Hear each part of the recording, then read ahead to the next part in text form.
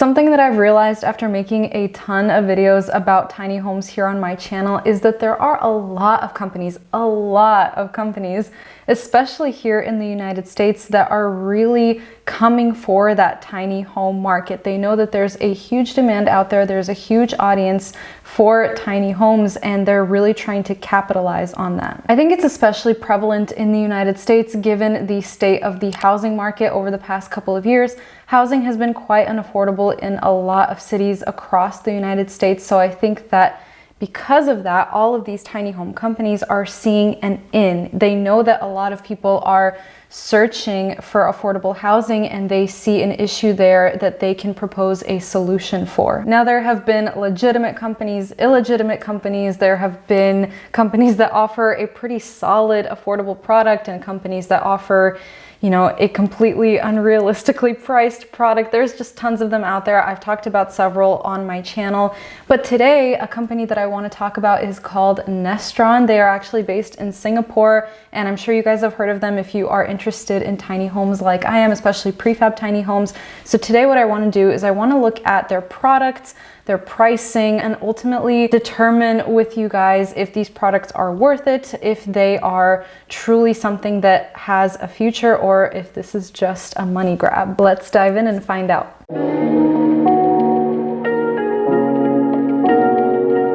Hey everyone, welcome back to the channel. If you're new here, my name is Arena. I'm a real estate agent here in Oregon, and here on my channel we discuss a wide variety of topics ranging from prefab and tiny homes to the housing market, the workforce, and the economy at large. I do also love to post vlogs documenting my experience as a real estate agent, so if any of that sounds interesting to you, definitely be sure to subscribe and turn on your bell notifications so that you never miss a future upload. So let's get into Nestron. So I heard about this company a little while back from a video on Carrie Tarnow's channel. I know that if you guys are over here, you probably watch his videos. You probably knew about his channel first. He is a huge creator in the tiny home, manufactured home space. So that's where I first heard about Nestron.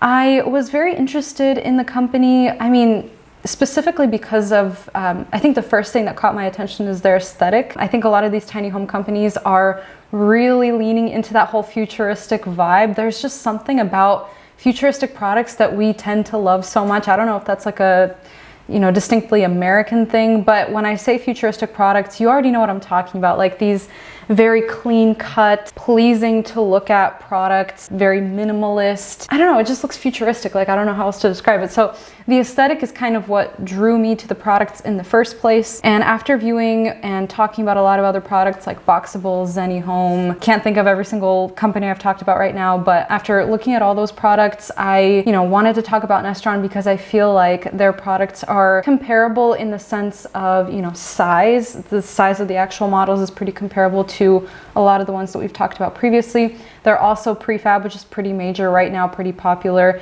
And I think the pricing, all their models, or almost all their models, are under 100,000. So I thought that that was pretty interesting as well. So as far as the origins of Nestron, they were founded in 2017, which is, I believe, the same year that Boxable was founded. I feel like 2017, 2018 was a big year for prefab tiny homes. They are based in Singapore. As far as I know, they don't have any US showrooms at the moment.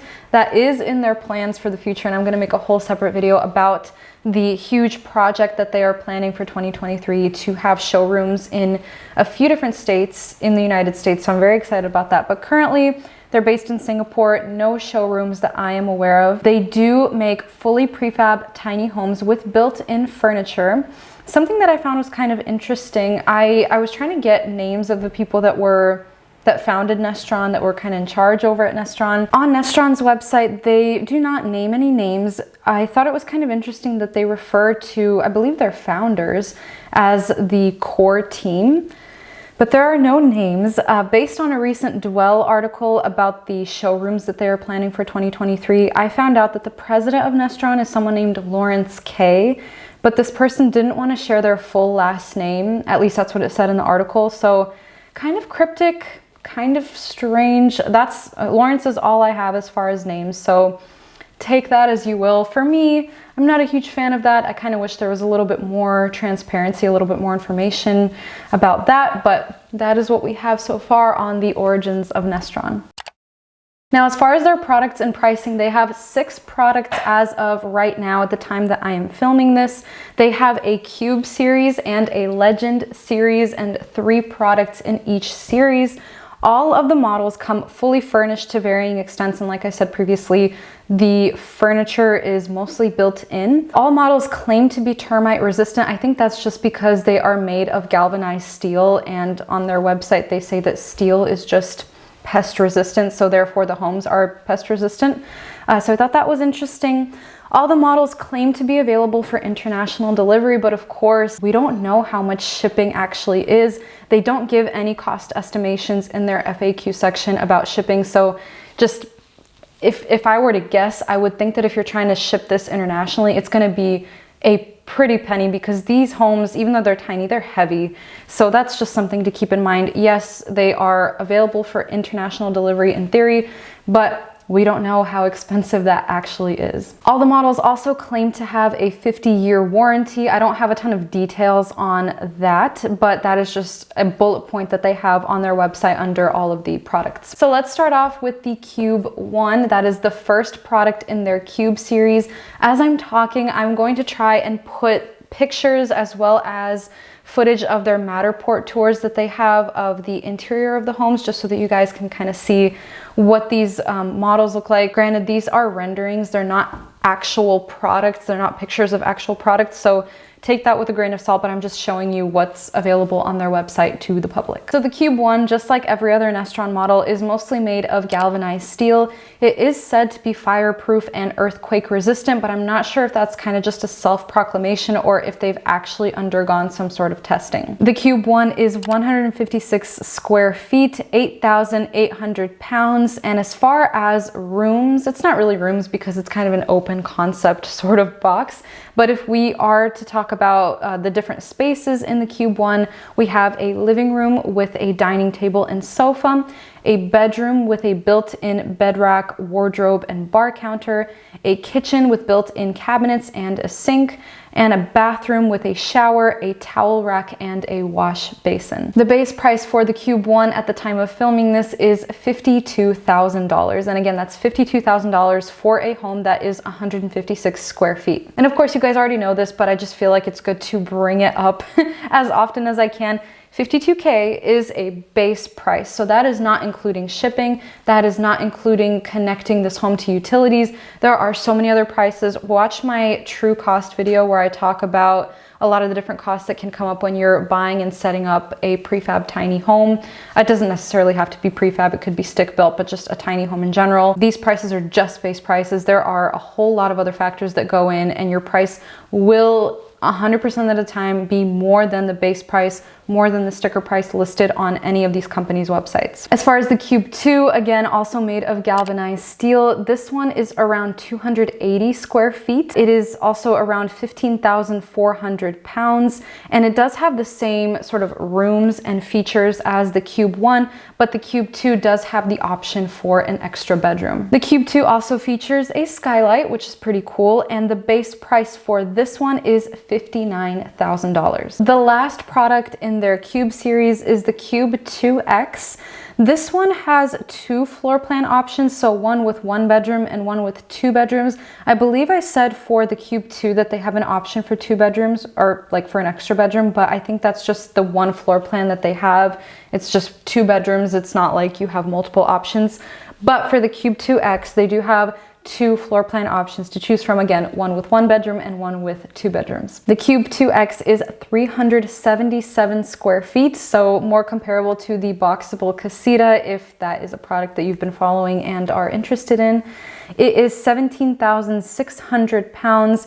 The floor plan is a little bit more expansive, obviously. It has an entryway and then again a living room, a bedroom or 2 bedrooms if you choose that option, a kitchen, a dining area, and a bathroom. Something that's cool about the Cube 2X is that there is also a mechanical and electrical room, and based on what it said on their website, this room is separated from the rest of the house. So there is an entry from outside, obviously, to get into this mechanical and electrical room, but you can't get into the main house once you're in that room. So that's kind of cool, you know, if you have somebody coming in to do some service, they can go into that room without actually entering your home, which is definitely a cool feature. Some additional features for the Cube 2X include a French window, a curved skylight window, double leaf door, outdoor ambient light strips, motion sensing lights, and a larger kitchen in the 1-bedroom model. So this larger kitchen can accommodate a double door fridge and a standard size washing machine. It also includes more extensive furnishing for each room / space.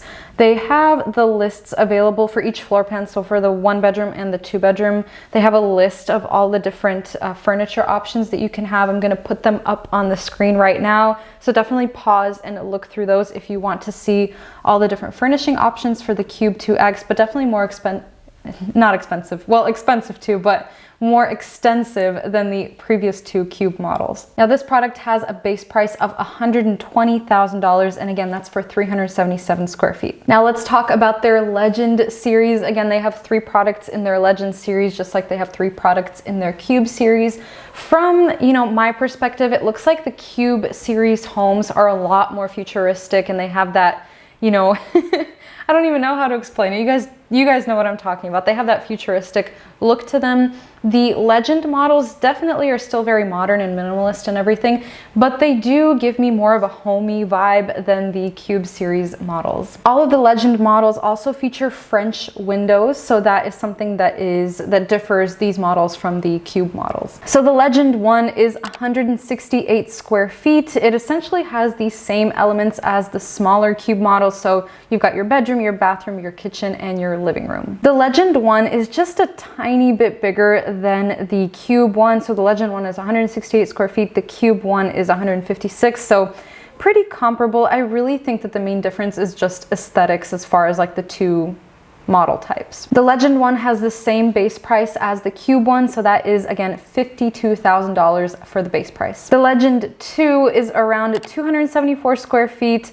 Pretty much the same thing as far as rooms go, just obviously more space because this one is at 274 square feet and the Legend one is at 168. The Legend 2 has a base price of $73,600. And finally, we have the Legend 2X, which is around 360 square feet. So if we're comparing that to the Cube 2X, it is just a little bit smaller, really not by much. Again, same elements, more space. It comes in 3 exterior and interior color and design schemes, and these design schemes are called Folksy, Opulent, and Luxe. So the Folksy is definitely what I would say just a more minimalist color scheme. You've got a lot of beige and white and gold. You've got some butcher block. The Opulent, it doesn't look like there's butcher block in this kitchen. That looks like quartz to me. And it's more of like a darker wood, like a very, I don't even know how to explain. It's like almost bachelor pad-y. It's like just darker color schemes. It definitely gives a different atmosphere than the folksy one. And the Luxe color and design scheme is pretty much black. Again, it looks like this one also has quartz rather than the butcher block that we saw in the folksy one. And yeah, I mean, it looks really nice. It's a much darker color scheme, or not much darker, but it is a darker color scheme than the Opulent. So I guess it just depends on what your preference would be. I don't know that there are major price differences between the 3 design schemes, but I would assume so, especially if I'm just from looking at the pictures, I'm seeing butcher block on the first design scheme and then quartz on the other ones, and quartz is obviously more expensive than butcher block. So I'm sure there are some price differences, but I'm not seeing that outlined on their website right now. For the Legend 2X, again, for 360 square feet, the base price is $88,000. So again, most of their products are under $100,000 base price, except for the Cube 2X, which again is $120,000 for the base price. So as far as my final thoughts, I do think that it's a very cool concept, but I can't say that it's anything super new or revolutionary compared to other companies that I've looked at. Some companies, they have like this special specific thing that they do that makes their product stand out, whether that's the building process or specific features that they have in the homes.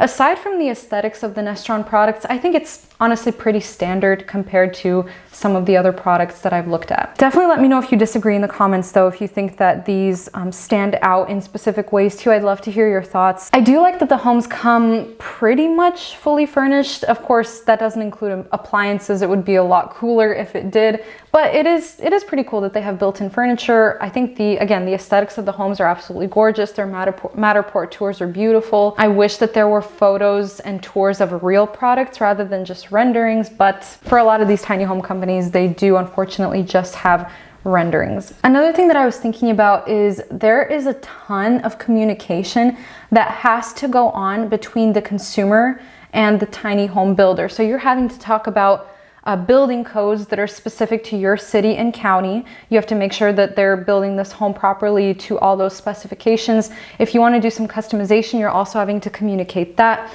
There's just a lot of communication that goes on. You're having to constantly make sure that your sales rep is being responsive and communicative, which I know isn't always the case. I don't know how it is with Nestron.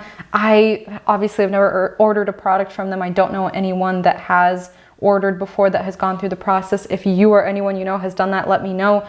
But my concern is that with a company that is overseas, meaning that you can't actually go and see a sales rep in person, I'm afraid that there's gonna be a lapse of communication. Maybe I'm overthinking it, but I feel like communication might be a concern that I would have. I think especially with the time difference, I would just wanna make sure that the sales rep that I'm working with is being responsive, and I just don't know if that would be the case here with Nestron. There's something to be said for actually feeling and touching a product, so I would definitely be a little bit wary of ordering overseas. Again, maybe that's just me being like super overkill, but that's just kind of a thought that I was having. Definitely let me know in the comments if you think that that is a deal breaker or a concern for you or not. I would love to hear your thoughts. And my next video that I will be putting out, we will be discussing the Nestron showrooms that are supposed to come out in 2023 in the United States. I know that I was a little extra chatty in this video, so let me know if that is cool with you or if you would just like straight information. Definitely, I would love to hear your preferences regardless of what they are. Definitely follow me over on Instagram if you would like to see more of my life behind the scenes. My handle is @ArenaD, and of course you guys know that I am a real estate agent here in Oregon. I'm also licensed in Washington. So if you or anyone you know have any buying, selling, or investing needs, all of my contact information is in the description box down below. I'd love to hear from you and help you achieve your home goals. Other than that, I will see you next week for... You guys, I talked so much that my camera died. That hasn't happened in a long time. I was really chatty today. But I would like to finish my outro. Oh my goodness, it cut me off. Thank you so much for watching, and I will see you next week for a brand new video. Bye!